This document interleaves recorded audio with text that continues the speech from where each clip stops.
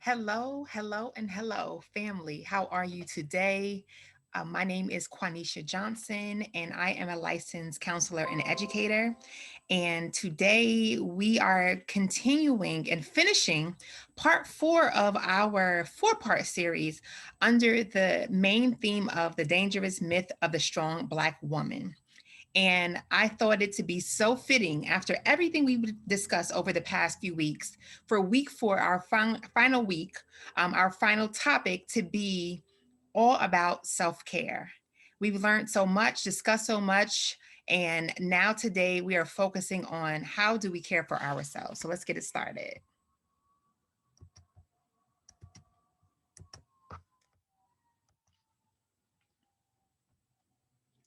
Okay, so today's session 4.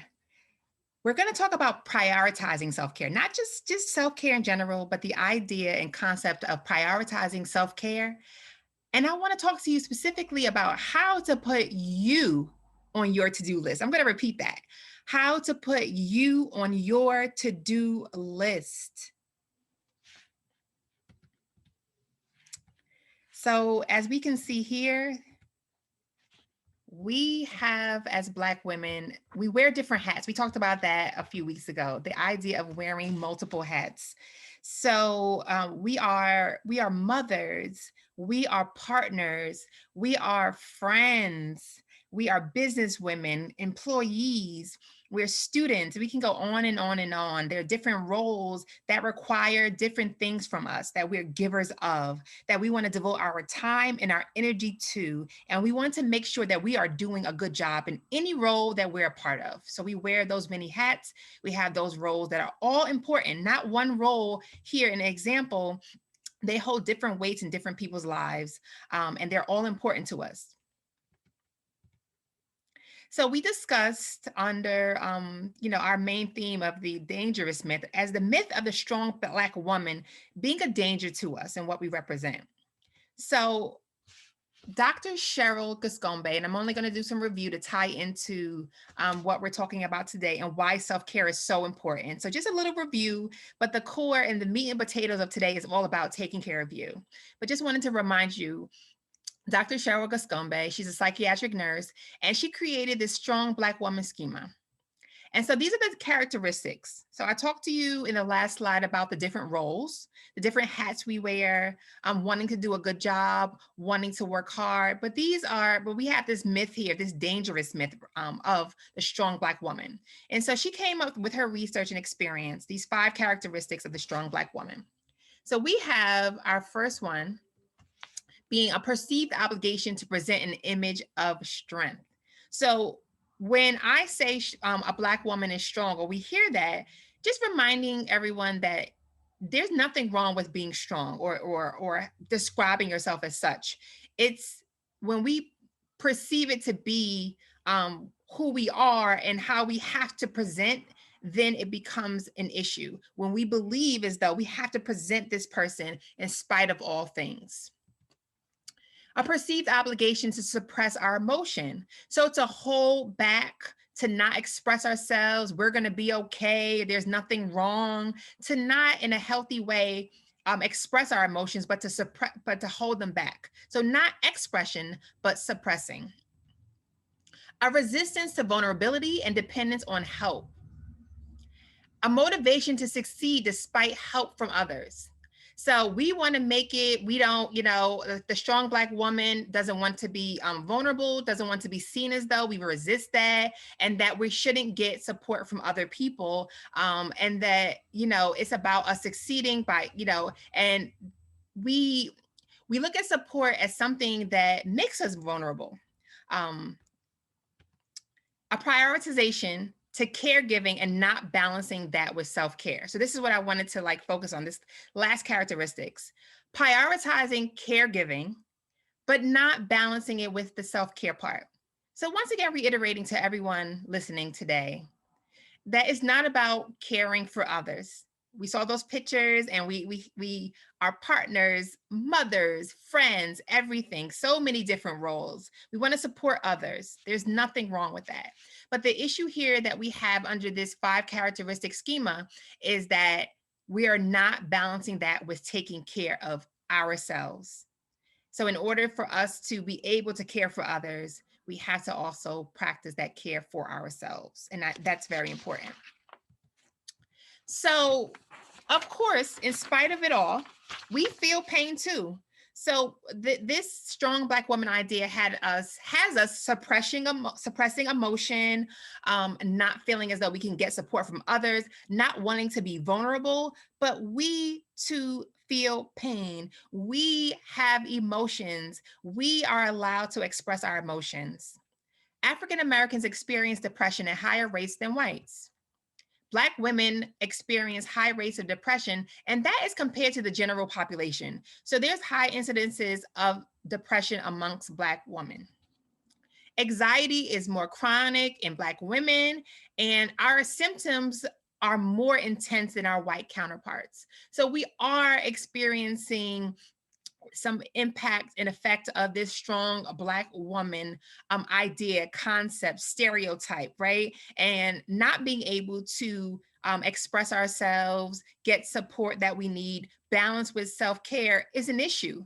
But we are allowed to have these experiences. We are allowed to take care of ourselves. We are allowed to have pain, and we should not feel as though we can't be ourselves. And so just notice in that prior slide, the word was a perceived. So this is how we perceive it to be, that we have to present that way. And there's a long history of why we feel that way. But it's important to just recognize that going through what you're going through, anyone going through anything, that we're allowed to have our experiences, and our experiences are valid. So let me validate you right now. Whatever you're experiencing in your life, it is valid. We don't need permission. We don't need permission from anyone else. So let's talk now about what is self-care. We hear that a lot. I feel like in the past few years, we've heard the term self-care a lot. And so it's not always defined correctly. And I think sometimes how it's presented on social media, how it's presented on television, it kind of deters people sometimes because they're like, I can't do that. I don't have time for that. So what exactly are we talking about with the idea of self-care? So it's a conscious act of promoting one's own health. I am going to repeat that word conscious act, that those two words, a conscious act of promoting one's own health. So it belongs to me. So it's not just care in general. We talked about the idea of caregiving and not balancing that with self-care. It is your thing. It belongs to you. How you do it, you're promoting your own health. The way that you're a caregiver to other people, you have to do that with yourself. You have to care for you.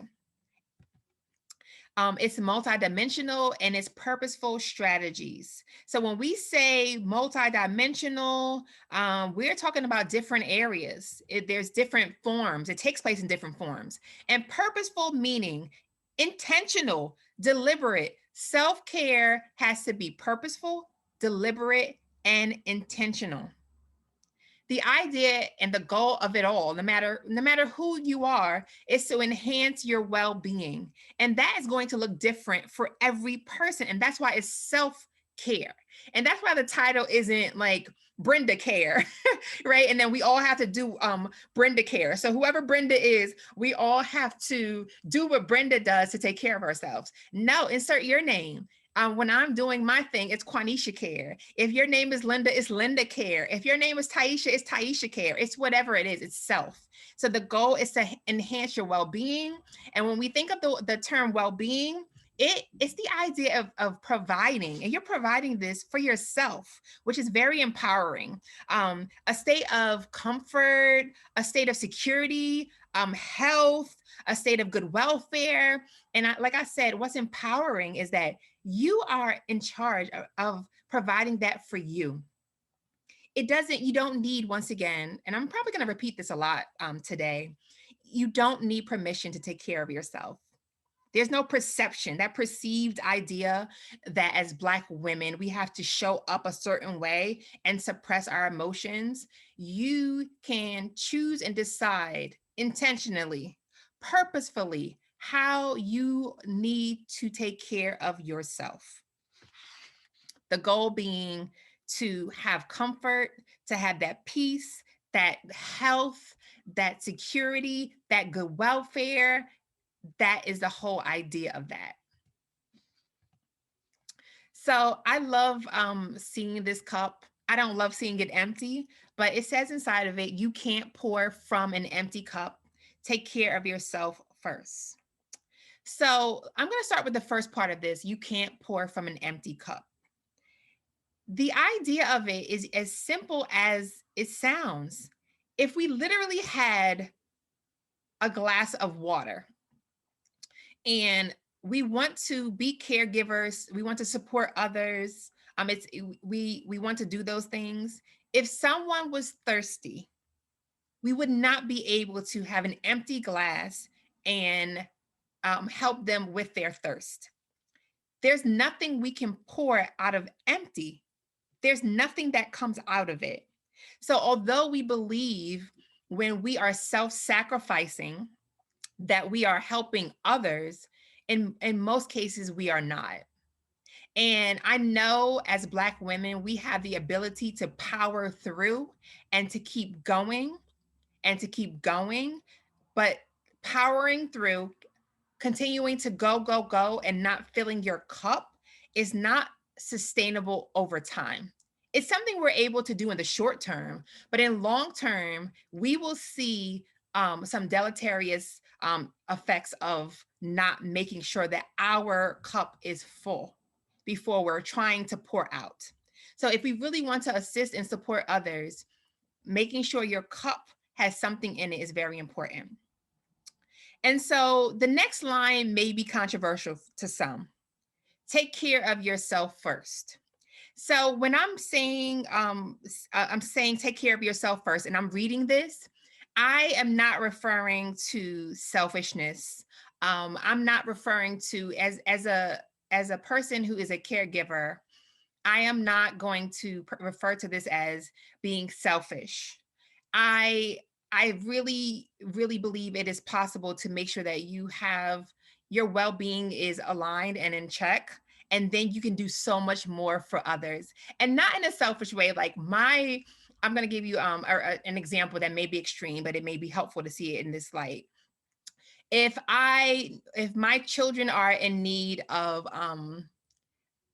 new clothes and they're needed, they've outgrown them, they can't fit them, and they need the new clothes, and I know I must buy them new clothes because they can't fit the old ones, and we need clothing as a part of our basic needs. And so ultimately I'm not going to, as a mother, say I'm not buying them new clothes. I want that handbag, and I really need that handbag, and that handbag is $2,000, and they can just like they'll be okay. I am not referring to that. And I'm not judging anyone because this is a judgment free zone who thinks that way. I'm not here to judge. I'm here to just explain that sometimes when we hear take care of yourself first, we deem it to be a selfish act. So we're not talking about self-care is not about being selfish, not the same thing. The more that you're able to have your cup filled, take care of your needs, you are able to take care of others better. I will give another example of, and I love this. I remember always flying, and the flight attendant would stand in the center aisle, give her, I call it a little presentation about safety on the airplane. And so I would never listen because I just wanted to, I already don't like flying. So I would want it to go quickly so that I can just get the flight over with. I don't want any turbulence. But one day I really, I sat and truly, truly listened to what the flight attendant was stating. And what I got from it is the idea of safety and taking care of others, but the way that we do that is taking care of ourselves. So there's a portion in the presentation where the flight attendant states that above your head there are the oxygen masks.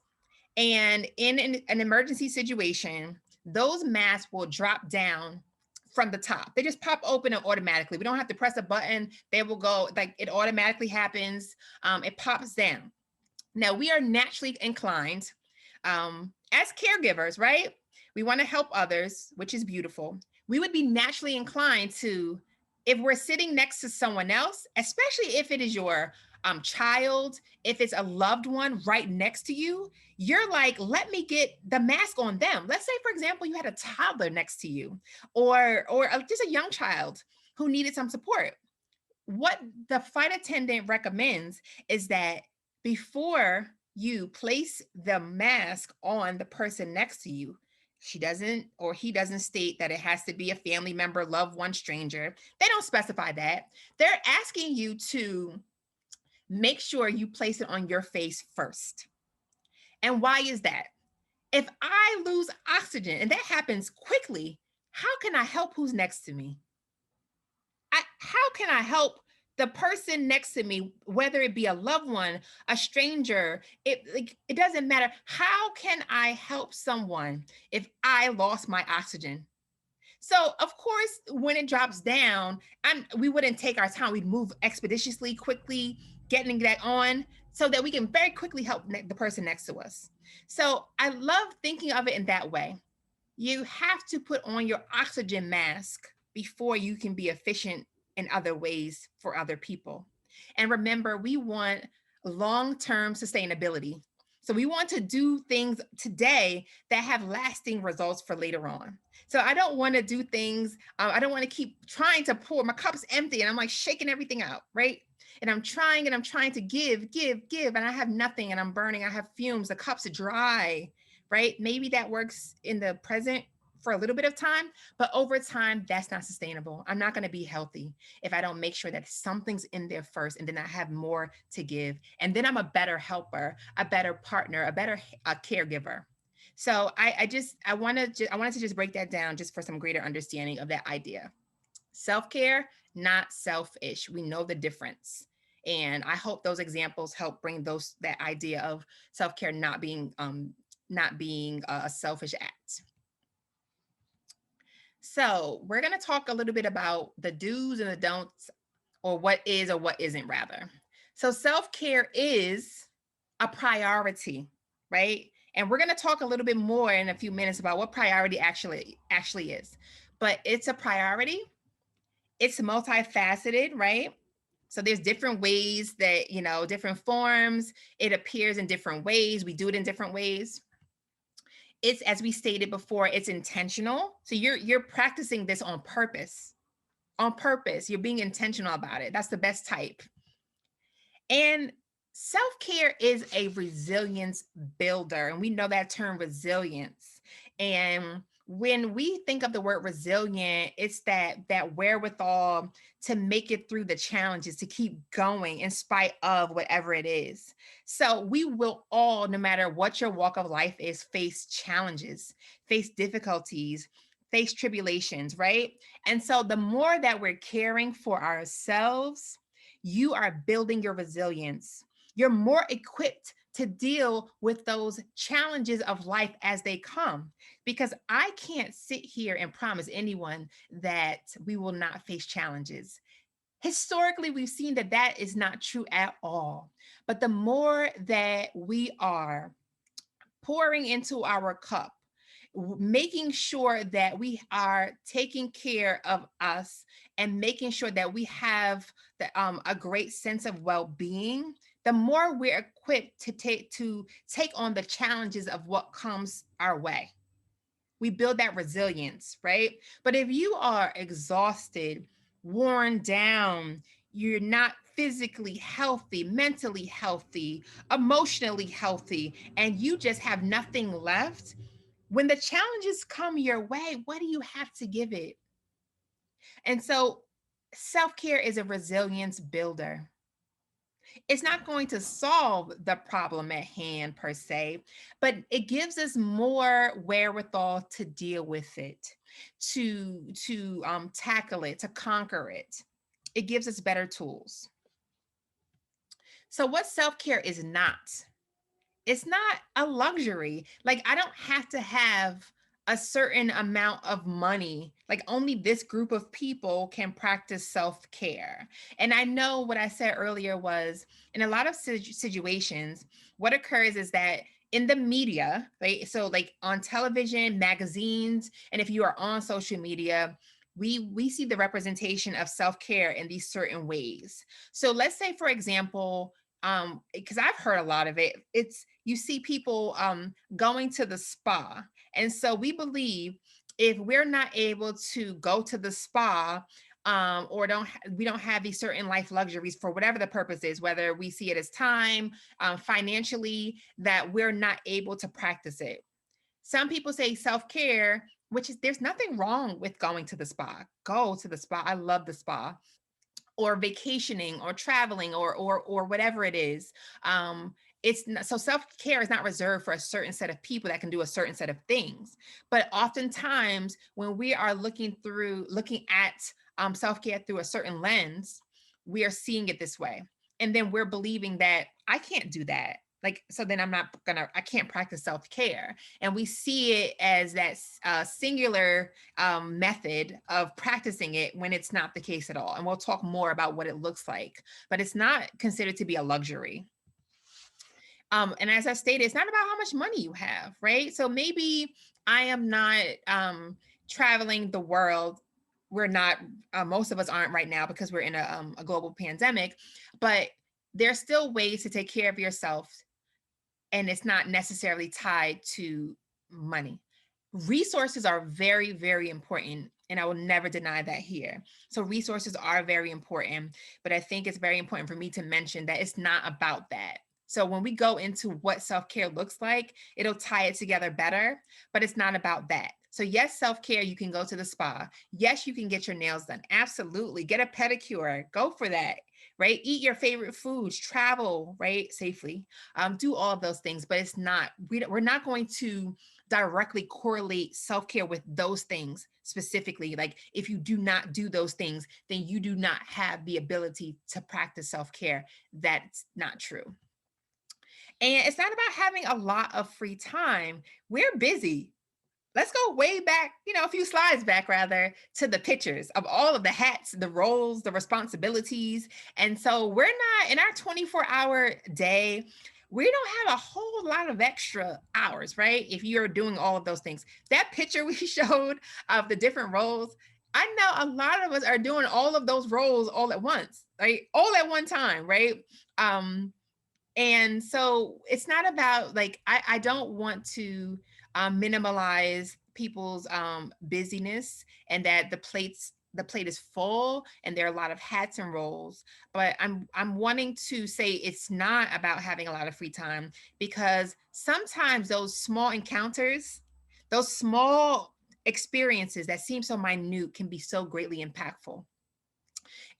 For example, just sometimes going out in nature, just going outside, and it can be so impactful to you to sit in nature.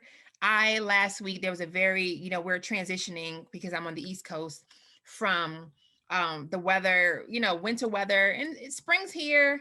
It's not, we're not hot. We've had some warm days, but because of coming out of the winter, we had a lot of storms. I I feel so inspired by when the sun's out, and we're in a pandemic, as I stated. So I'm when the sun is beaming through the window, I just need a piece of it. And that first picture, I have all of those rolls. I literally popped the trunk of my car, and I sat in my trunk, and I had iced coffee, and I drank iced coffee by myself in the back of my trunk for about 10 minutes. For whatever reason, the sun was beaming on that area of my car, and I felt fulfilled by that. I felt content. I enjoyed the warmth of the sun on my skin since it had been cloudy for so many months. And I was taking care of myself. It was just me. And there was nothing special there besides my delicious iced coffee. But it was just gaining peace, my relationship with nature, and just sitting in that. And it wasn't a long time. I promise it wasn't, if it was albeit 10 minutes, and I felt so fulfilled from that. And I felt like that was an intentional act for me to take just some time for myself. And it felt great. So I just invite you to just think of the small encounters, the small situations, and it doesn't need a lot of time. So I don't want you to think that, because I never want to minimalize someone's busyness and like their plate being full. But if we're going to practice and do and be intentional, those little things, those small things, they matter. And it's not negotiable. I know, the bullet point above that says, it's not about a lot of time. It's not negotiable to say, I'm just not going to take care of myself. It's just, once again, it's not sustainable. It's not. There's some, negative impacts to just not taking care of you. So I don't want you to negotiate you, because remember, our whole conversation today is about putting you on your to-do list. We create these lists, but we want to put ourselves on it. We don't want to negotiate that. We may have to move some things around, do some shifting. We know how to do that. We know how to shift, move things, reframe, look at it in different ways. And so ultimately, I don't want you to feel as though like you have to negotiate it. You might have to move some things, but it's not like oh, I can't. We got to get it in where we can fit it in. So the to-do list I talked about, right? What do I mean about putting you on the to-do list? So what is a to-do list? We make them, right? I love them. I am a to-do list kind of person. So it's a list. A to-do list is a list of tasks that need to be completed, and they're organized typically. Here we go with that word priority I talked about a few slides back. They're organized in order of priority. I love that word priority. And when we think about the word priority, what exactly do we mean? Because we always have these lists that we put together, and we put all of the things that we need to do on it. But like, do we put us on that list? Like, I have had a list that said, go to the store, clean the dry cleaners, drop the mail in the mailbox, right? And all things I, as Quanisha, need to do, but I'm not on there. And what's interesting is I create this list, and I love checking it off and crossing it out, or getting my nice trusty highlighter, because I have a cup full of highlighters here, and I love the color, and go, okay, I did it, and feeling accomplished. And so, not kicking myself when something on the list is not done, but feeling good when I do get things done. So, in the idea of priority, why wouldn't I put myself on that? And then and be able to cross out when I exercised and make sure I did that, or I took some rest, or I wrote in my journal. When we create these to-do lists, we don't put us on it for the most part. And I'm not saying someone doesn't, but I'm just saying, generally speaking, do you put yourself on the to-do list? Are you on that? Are you on that list where, if getting things done are going to make you feel great, why not make you a priority? Are you a priority? Why not do it? But it's first asking yourself the question, are you a priority? And so let's talk about what priority actually is. So the quality of or state of being prior. And so what does it mean for something to be prior? And so priority, or the word prior, means before. It means before. It means earlier in time or order. I'm going to repeat that. It means earlier in time or order. So when we go back to that strong Black woman, right? That idea of that we have to be a certain way and suppress emotions, and that we are self-sacrificing sometimes when we follow that schema, and we have to sacrifice ourselves. We are not balancing caregiving with self-care. And so we don't have to sacrifice ourselves. We can just put things in a certain order. So we're not eliminating caregiving with self-care. We're not eliminating caring for those we love. We're not taking that off of the list. We're just putting some self-care in a certain order. We're making sure we're doing things that we need to do to be healthy, maybe earlier on the list, right? So we're not talking about elimination here. We're talking about making it a priority. And we're just, like I said, I don't want anyone to think that the conversation is going to be about, in order to take care of myself, I have to stop taking care of other people. And absolutely and positively not. The idea and the concept is just priority. earlier in the time order, right? Taking precedence as in importance. So we want to make sure that we're seeing ourselves as a priority and that we are important. So I'm sure there are things that I could have gotten done instead of sitting in my trunk for 10 minutes. But I wanted to be intentional about just taking some quiet time and enjoying the vitamin D, which lacks in the winter. And if you are a Black woman, if you're a Black person, we are often more deficient in certain things in vitamin D. And so, it was important for me to get some sun, to sit there and get that. So it didn't mean I didn't go back inside and do the duties, and fulfill my duties that were important work wise, family wise. But I just decided that in that moment that that was important, and that before I did those other things, I needed to do that. And then when I went inside, I even felt like I did those other things better. So I love this synonym here. It's the synonym for priority was right of way. So I know everyone doesn't drive, but if you drive, and it's a term when you first get your license, you learn certain terms, and you'll hear even in your permit test the right of way. And what does that mean? All it means is that, um, if we're driving and let's say we all come to a stop sign, if you arrive at your stop sign first, you get to turn first, right? So you just have the right of way. You're the priority in making your turn. Guess what? I'm going to go next. I'm going to go next. But the priority first is that person who arrived at the stop sign first. They have the right of way. It doesn't mean I'm going to be sitting there and I'm never going to be able to drive my car and I'm stuck at the stop sign. It just means that that person goes first. So, guess what? In terms of priority, in terms of self care, it doesn't mean you're not caring for those you love and fulfilling your duties. But sometimes just think about this, it's okay to go first. And that's all situational. It's all situational. It's okay to bite your bagel while you're making your pancakes for the babies, right? You don't have to say, well, let me make these pancakes first. I'm starving and I'm about to, I'm so hungry, my stomach's growling, but I got to flip these pancakes. Guess what? I could bite my bagel and I could flip my pancake, right? Because I bit my bagel, it doesn't mean the babies are not going to eat. So think of that right of way idea, that if you're practicing self-care, it doesn't mean that the others are not going to be cared for, and especially cared for in a right way. So we need to do a better job of putting ourselves higher on our own to-do list.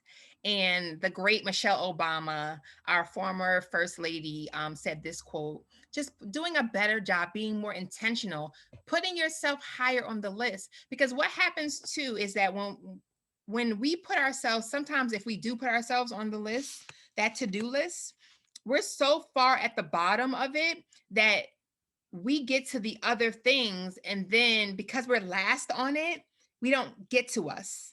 We don't get to us. And so it's important to bump yourself up. That word priority, they important because you're important. And so it's important to push yourself up higher on that list so that you're making sure that you're not being looked over or skipped over in the process of your day-to-day life. So now I just want to talk a little bit about different areas of self-care. So the goal is to take care of all of you. Everything goes together.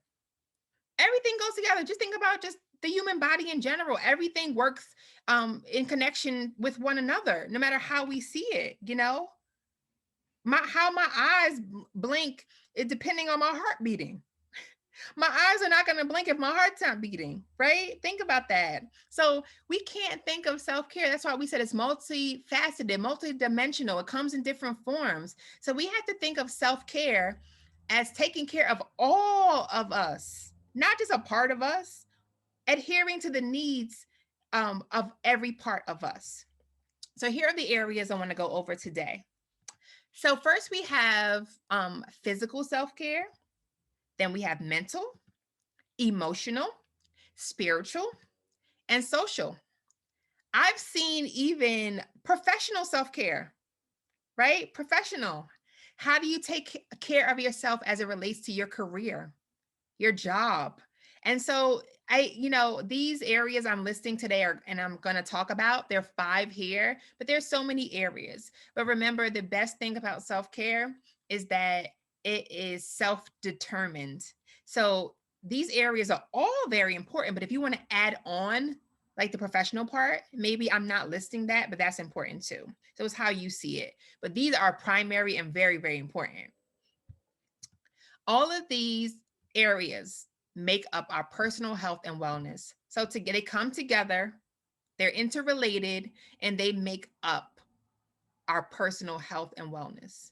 So like I said earlier, we can't just go, I'm just going to make sure socially I'm good without caring for our physical needs. So they all go together and they're connected in different ways. And so first, let's talk a little bit about our physical self-care. And so, of course, no matter who you are, like I said, this conversation is not, what I love about it is sometimes when we discuss things, it may seem like it's for a certain subset of people. This conversation about self-care, no matter and we're speaking specifically under our theme this month to Black women, especially those who feel the need or to live up to a certain type of standard that they didn't create, that someone created for them. And so this self-care conversation, no matter, like I said, what your walk of life is and what your profession is, I want you to hear me, all of you, and that like physical self-care is important. We have to take care of our bodies. And this includes how we fuel it. Like, what am I eating? How am I eating? How am I eating? The when, am I nourishing myself? Am I eating the right amount of times, the right amount of food?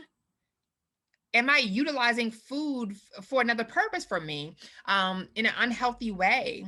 Right. So, how's your eating?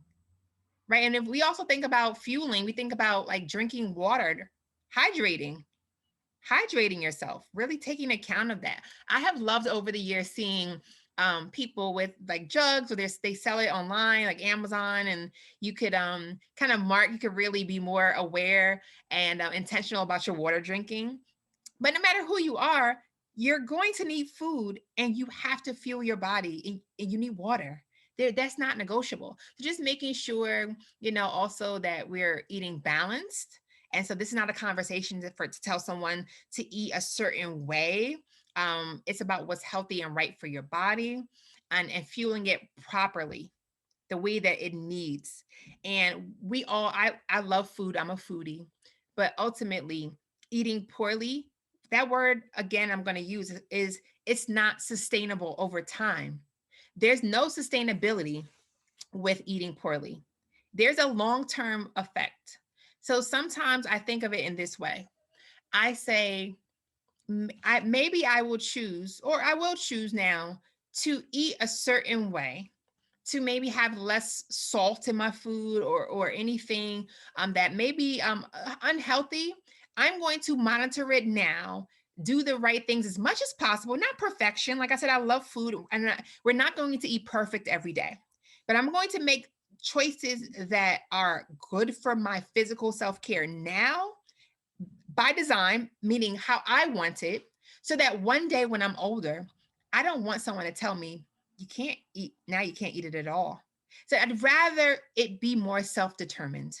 And I know there's a lot of factors, genetics that come into play, our stressors, which we'll talk about, that play into like our long-term health impact. But I just say, I'm going to try my best to say, I'm going to be more mindful of my physical care, so that someone down the line is not telling me that this is what you have to do. You had no choice because I didn't do my best work, or the best I could at the time when I was a little bit younger. Just being mindful and more intentional about that. So exercising, are you exercising, getting enough of it? And it doesn't have to be a specific, like, I enjoy running. I remember trying to get friends to run, and they would entertain me. And then I felt I was pressuring them. And one day one of my friends said, I'm not a runner. Like, I don't like to run. That's not my thing. So what is your exercise of choice? It doesn't have to be what you see on television. It doesn't have to be what a friend is doing. It has to be what works for you. And so asking yourself, are you moving your body?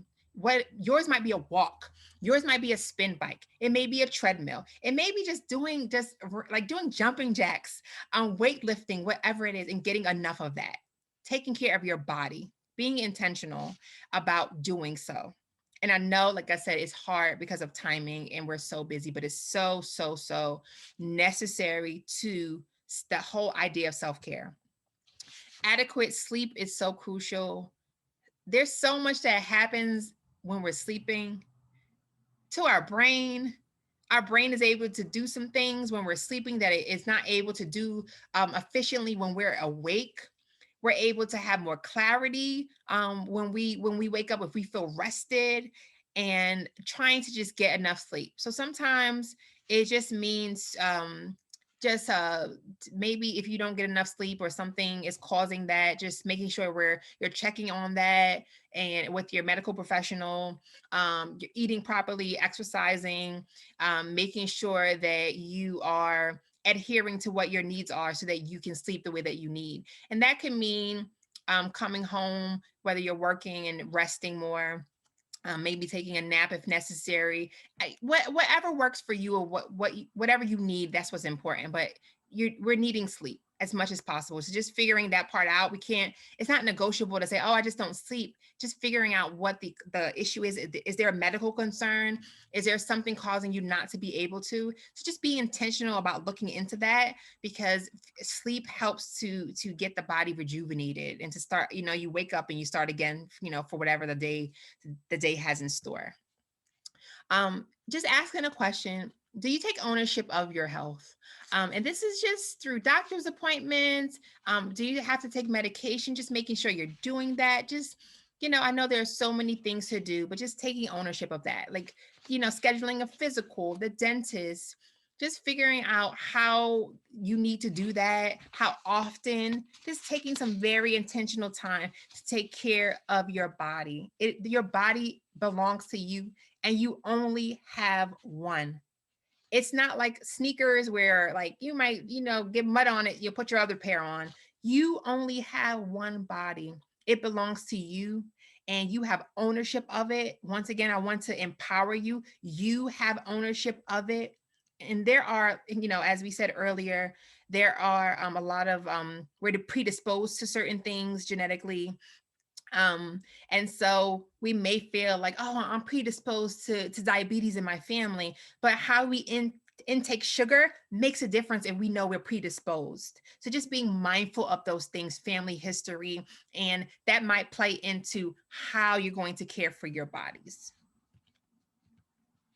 So, mental self care. So, as I state in the beginning of this, I am a licensed counselor, therapist, and I am very big on mental self care. We'll talk in a minute about emotional self care, but mental self care is there is a very strong connection with your mind and your body. So, just remembering, we talked about physical self care, but the physical goes with the mental, and it goes with that example I gave about how just running or just doing things for your body, how it just makes the mind feel better. You just feel better. So how one thing goes with the other. So one form of self-care impacts the other. And so then I sat in my car and I got some sun. And so because I got sun, I felt better emotionally.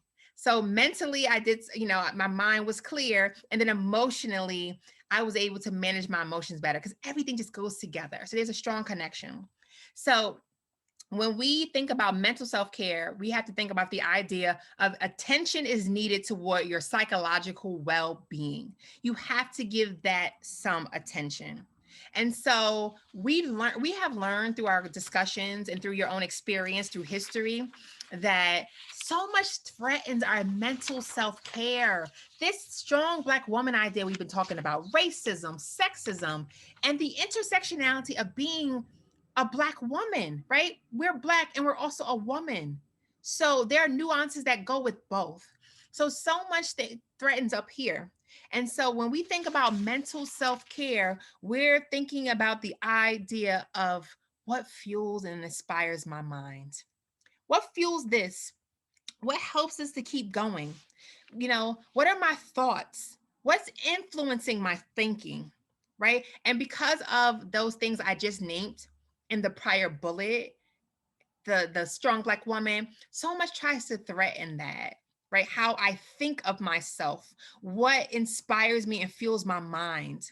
So when we think about, well, the world perceives me a certain way, and so this is what I think of myself, that is a threat to our mental self-care. So I want you to ask yourself, what fuels and inspires your mind? What impacts your thoughts? What impacts how you see yourself? What are your thoughts? I want you to, like, we move so fast and we're so busy. But this is so important now more than ever, being in this pandemic. This whole idea even of self-care, it's so crucial. It's so crucial that we really pay attention to what self-care is, and like working on our mental part of us, that mental part of us. So ask yourself this question. I'm asking you now. Take a second after I ask. Do you practice self compassion? Are you kicking yourself? Are you compassionate to others, but not to yourself? Are you self aware? And do you have self acceptance? Self awareness and acceptance is very important, right?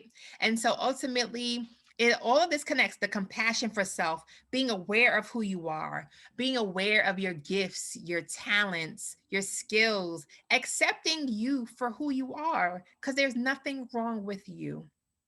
We talked last week about natural hair, accepting that this is how it grows out of my head.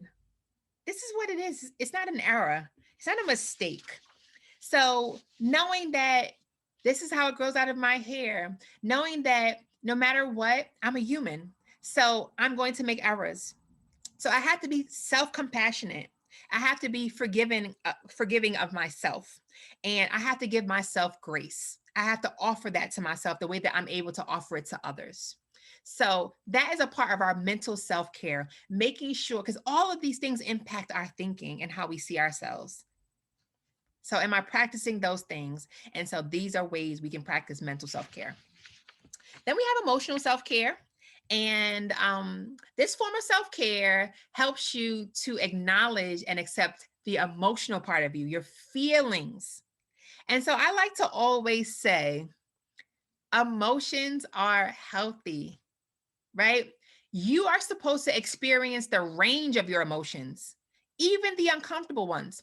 The idea is to experience them, not to be stuck in them. So we want to do different things so that we're not stuck in our emotions.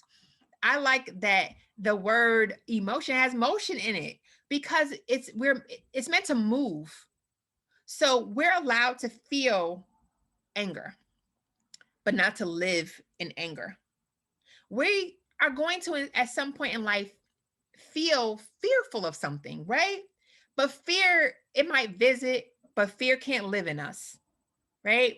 So ultimately, experiencing the range of your emotions, knowing every moment is not going to be the most joyful, happy moment. Even though the more that we care for ourselves, that we build this resilience I talked about. If you care for yourself, then you can deal with certain things differently. You're more equipped, but your emotions are healthy.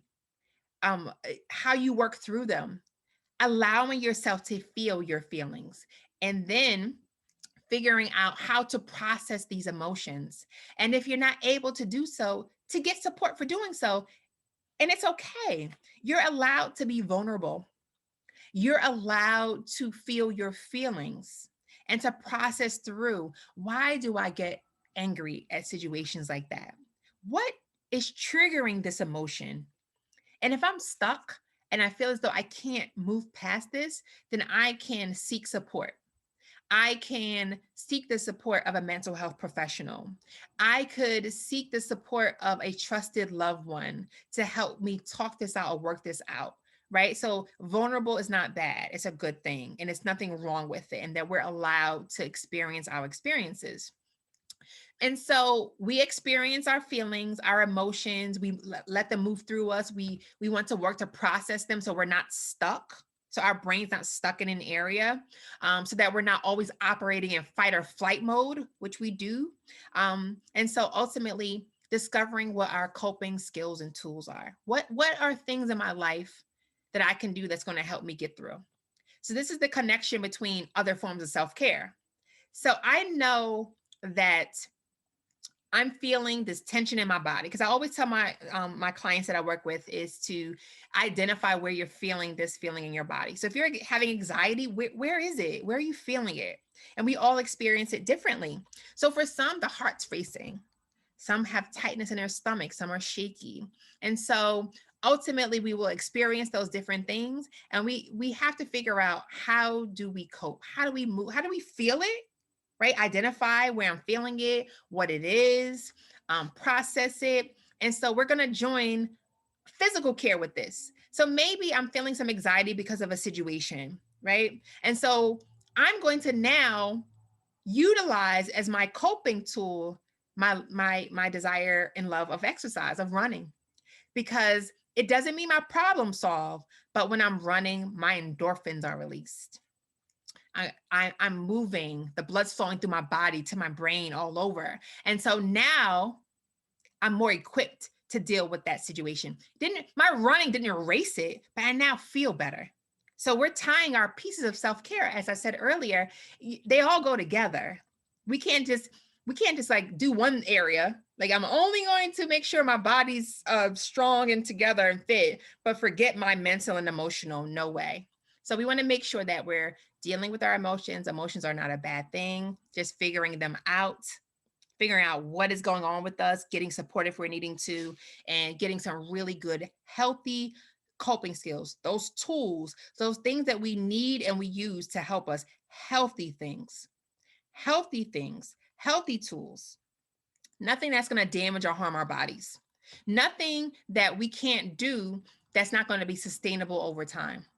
So when we think about even deep breathing, right, we're becoming panicked. When we think about what just deep breathing does to the body, what that oxygen does, it makes a difference. Your breath is so important.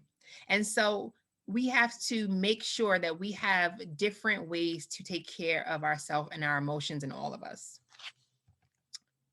So what I want you to think about, what activities help you to become recharged, right? What helps you when you're feeling a little depleted or drained or whatever you're feeling? What activities, or sad, down, what activities, what are things that you can do to recharge you? And remember, this is all self-designed, so, and self-determined and intentional.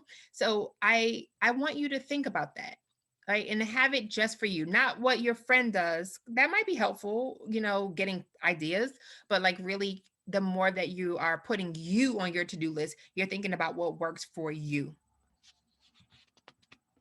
And so we have spiritual self-care. So the process of deepening our connection with our higher self, like just kind of the idea of connecting to our sense of meaning, our sense of purpose, who we are. We're here for a greater connection, to this world, right? To people. There's a connection to our higher sense of being. We're not just here just kind of floating around. So that connection, that we're here, and no matter what our circumstances, no matter what our history was, historically, what was done to us, that we have a purpose. No matter what color my skin is, my life has meaning. My life has purpose. No matter how my hair grows out of my head, I'm a person, and I'm here with a purpose and a meaning, and I'm connected, and it's deeper than the surface level in the box that someone tried to put us in. And so spiritual self-care, it may or may not be a connection to religion.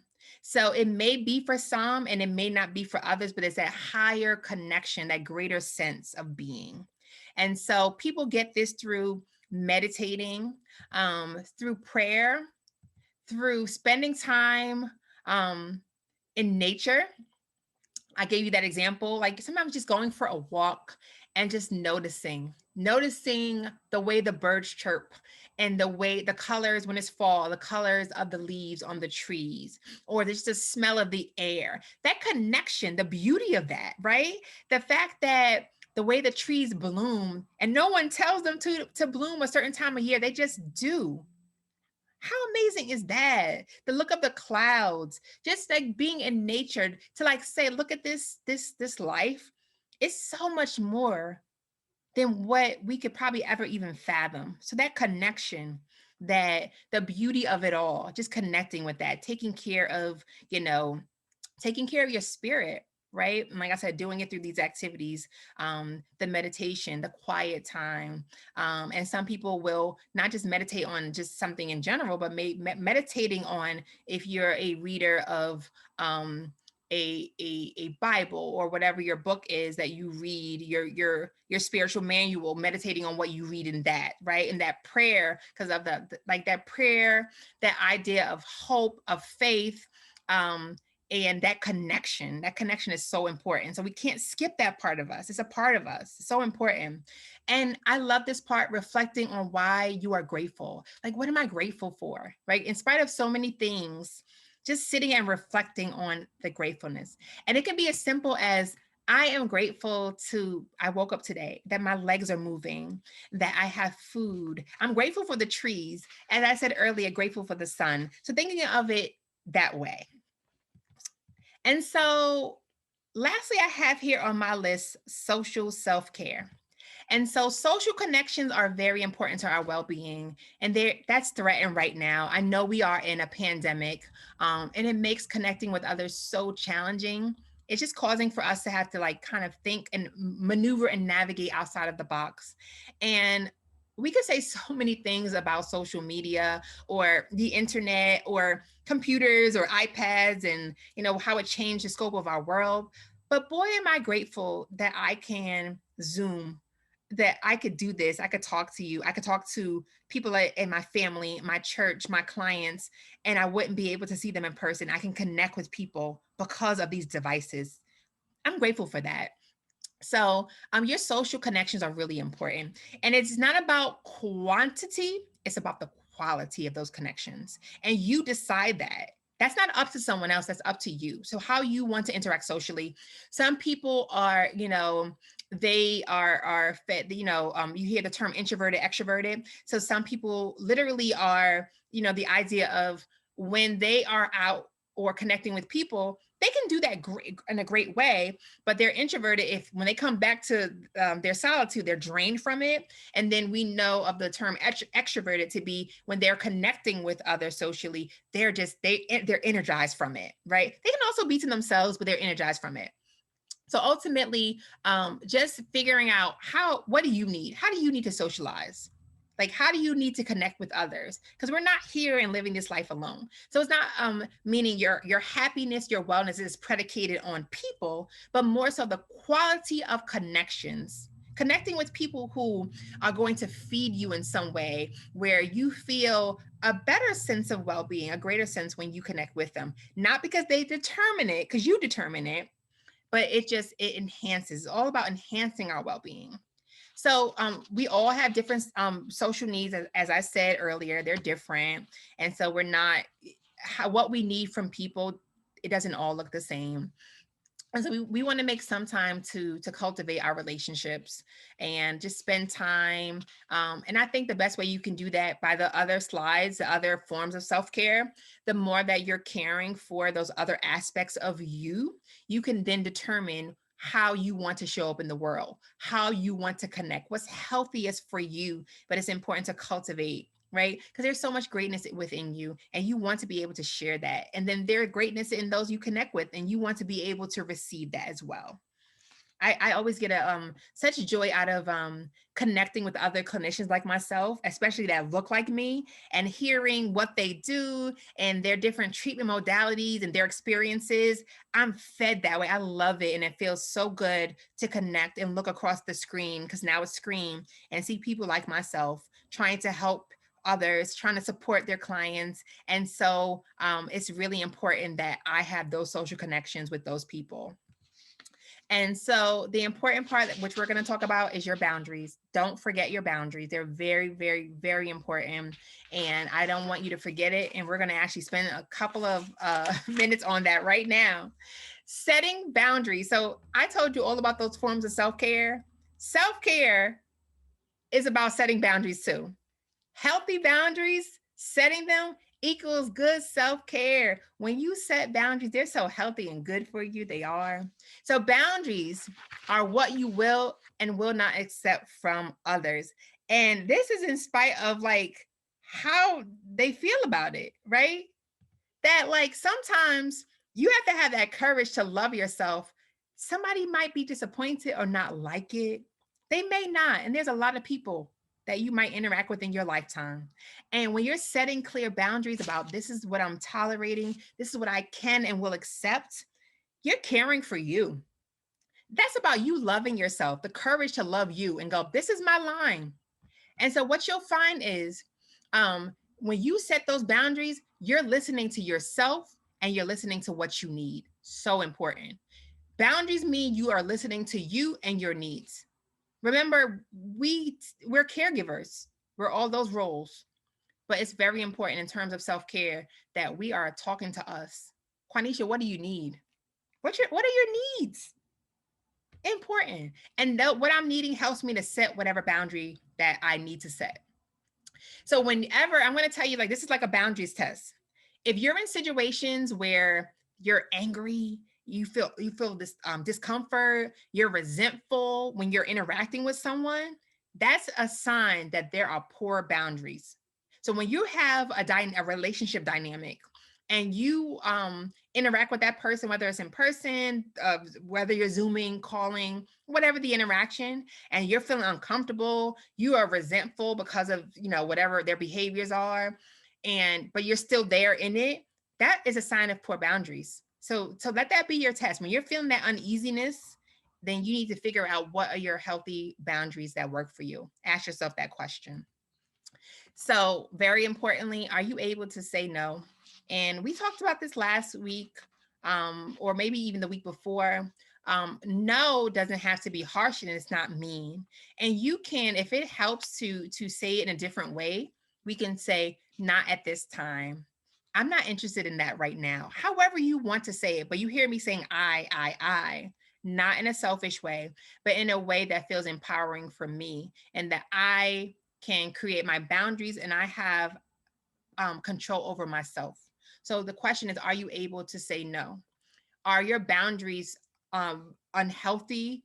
Are you so worried about making someone uncomfortable? And I don't mean intentionally being mean or going, oh, I don't care about their feelings. No way. I'm meaning that, like, even in your personal space, so boundaries are not just about like someone is doing something to you, emotionally or invoking certain thoughts, but physically. We're in a pandemic, and so like, what if someone gets too close to you? Do you feel as though if you ask for a little bit more personal space, are you feeling as though uncomfortable about that because it may hurt their feelings, even though we've been told that 6 feet distance and distance is better during this time of our lives right now? So I want you to think about that. Like, are you able to say no, set proper boundaries, even for your physical space? Because I'm not wanting anyone to feel uncomfortable and feeling like they can't advocate for themselves. And I have this little acronym here. Do you find yourself feeling odd? That's another way. And what does odd stand for? Do you find yourself over explaining? There's the O. Debating with someone about why you feel this way or what you're needing, or defending why you need what you need, right? So if you're feeling odd, the boundaries aren't good. If you're over explaining, you're like, I just need to like rest. I just need to rest and I need to do that. And you find yourself telling the reasons why, talking about how much sleep you got the night before and what happened last week, so that the person can like accept that you need rest. Or debating where they're telling you, no, you're not, you're good, just do this. Or then defending yourself, defending your right to do what you feel most comfortable with. So if you find yourself feeling odd, there are some boundaries that are not the healthiest. So just remember, putting yourself on your to-do list, don't forget that healthy boundaries equal good self-care. So a little bit more on boundaries. Remember that boundaries are flexible, so they're contingent upon the situation. So don't forget that. Um, Using I statements, we've discussed that before. I statements are reflective of your respect for you and accountability for your feelings, and they are connected to our emotional self-care. I feel. So it's not about attacking, blaming someone. It's just saying, I feel uncomfortable when you, and I would like. So giving that, doing that. Someone may not agree, but you're just being accountable for you. And so how do we practice self-care? We make sure we're self-aware. And so examining all of the areas mentioned, I want you to examine it. Where are you in all of those areas? So you have to be aware. So when we say the 5 areas, where are you in those 5 areas? Like what? And don't be afraid to rate yourself like, oh, I'm not doing too well there. And then make improvements. This is about you. It's self-designed, self-determined, your self-care. And so just being aware. We can't just be oblivious to it. We have to be aware of how we're doing so we can make improvements. Literally put you on your to-do list, right? Prioritize your self-care. Put you on that list you create. Put you prioritize, right? Give yourself the right of way. Schedule self-care time. Be intentional about it. I love getting up super early in the morning, about a half an hour or so before everyone gets up, and getting up and just having that time. And I'm very intentional about it. I schedule it because I need it for my day. And I find that when I don't have it, I just don't feel like myself. I don't. Identify what your stressors are. And we want to make sure that we know what our stressors are because, like I said, down the line with all of the stress and everything that we've experienced as Black women and our different roles and hats and that anxiety and depression I talked about, we're more susceptible to the heart disease, the strokes, the high blood pressure, obesity, diabetes. And so we want to make sure we're trying to like identify what stresses us, what are coping skills, emotionally taking care of ourselves, what's our mental self-care, physical, everything. So just making sure we are identifying what stresses us. So in some areas we can eliminate the stress, in some areas we need just stress management. How do we manage? How do we cope? What do we need to do? And whatever our healthy coping tools or skills, as I named before, exercising, whether I run, am I journaling? Do I need to take, when I'm feeling anxiety in my body, intentional deep breaths? Do I have a trusted loved one or friend that when I talk to them for a few minutes, I always feel much better? So like, is it drawing or coloring? Just whatever works for you. But you are going to identify that for you. That's what true self-care is, that this is about what you're needing.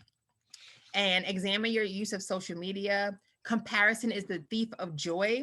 And so the more that we're taking in and looking at what others are doing, I see these hashtags, goals or couples goals. And, you see people and you look at them and go, that's the standard. And that's not the standard of living, what you see. And so you see snapshots. So just being mindful of what you're taking in and remembering, once again, comparison is a thief of joy. So if you're constantly comparing yourself, you're not taking care of you and what you're needing and what's best for you. You're not putting you on that list. So it's very important to state that. And just the idea of like, just media in general, there's a lot going on in the world. Just be mindful of what you're taking in, okay? Just in the news, this is just a lot. So take care of yourself. And so daily check-ins, I want you to do.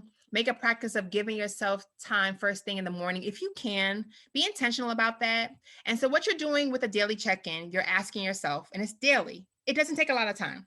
You're going to go, how are you feeling? You're asking you that. How are you feeling, Quanisha? Like just checking in with my body, right? I'm going to stretch. I've been laying down all night long. I'm stretching my body. I'm making sure I'm feeling okay. If I'm feeling uneasy, did I have a dream? Did I have some type of discord with someone the night before? Just checking in with me. Do I feel achy? Have you ever woken up and your neck hurts? Like just checking in with myself first thing. I'm not going to grab my phone first, check my emails. I'm going to prioritize my self-care. I'm going to practice that meditation. If I do that, my prayer, any type of spiritual self-care, first thing when it's quiet and just first thing. We may need to get up a little bit earlier for it. Totally what works for you. But remember, this is a daily check-in. Doesn't have to take a lot of time. And then all throughout your day. So you're setting a tone with that. And then throughout your day, asking yourself, what do I need? Am I thirsty? Am I hungry? Are you feeling a little tired? What are you needing? Whatever that is, listen to you. So you're asking yourself those questions, and then if yourself is saying you're really thirsty, or simply you have to go to the bathroom, don't go, I'll go later. Take care of your needs. So not only asking yourself, but giving yourself what you're needing when you need it. So it is, we're at our reflection activity time. So I'm going to give you an activity to work on in your journals. And so this is what I want you to answer in your journals. Here's a few prompts for you. And this is us practicing those check-ins I just went over. So first, I want you to write down the highlight of today was. So usually you can do this anytime, but maybe doing it at the end of your day. Then something that was challenging about my day was, like, what was a challenge in your day? It can be anything, big or small. And then checking in with the right now, my primary emotion feeling is. So take a minute and go just check in with how you're feeling. What am I feeling right at this moment? Feelings move, they fleet, they change. But right now, what is my overwhelming emotion? Check in with that. Then I need, is it a nap? Is it water? Is it to go to the bathroom? Is it to talk to my friend? Is it a hug? Ask yourself, my I need is not your I need. So you're answering yourself that question in your prompts. One way I'm going to care for myself is, so how are you going to care for yourself? Are you going to go to bed earlier? Are you going to do those fun self-care things we talked about earlier, like polish your nails or do a face mask or have a bowl of ice cream, like, a little indulgence? It's whatever works for you. And it could be those small things. It could be journaling, like doing this activity. And so remember, self-care comes in different forms. And so then it's today, say your name. I give you full permission to. So I'm going to say today, Quanisha, I give you full permission to be yourself. That's what I would say. Be you. Or today, Quanisha, you telling Quanisha that, or whatever your name is. Today, I give Natasha. Today, Natasha, I give you full permission to rest. I know there's some things that need to be done, but I think you need to rest. But this is you checking in with you and asking yourself, what are you needing? So practice these check-ins, because this is a part of this healthy self-care. So we have discussed self-care, the importance of prioritizing self-care, putting you on your to-do list, like putting you on there, those daily things that you have to accomplish, not forgetting that you are a part of that you wear those many hats and you have those multiple roles. But it's just so important that you're taking care of you, and that you're empowered by doing so, that you don't need permission to do so. So remember that. So as always, take care of yourself. See, I said that first. Take care of each other and be well.